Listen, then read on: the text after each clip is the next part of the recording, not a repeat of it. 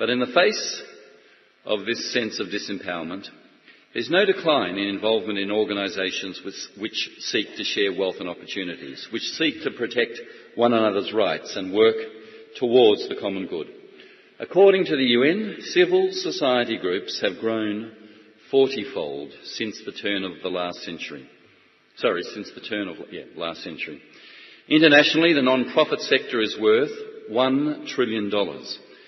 There are 700,000 not-for-profit organisations in Australia alone. 700,000. The UN recognises 37,000 specifically civil society organisations across the globe working in international relief and gives accreditation to many of them. This profound movement towards harnessing voices and resources from outside the realm of governments and officialdom reflects a growth in trust. The third sector, NGOs. Putnam, who discovered in the field of local government in Italy, the best predictor of governmental success was the strength and density of a region's civic associations.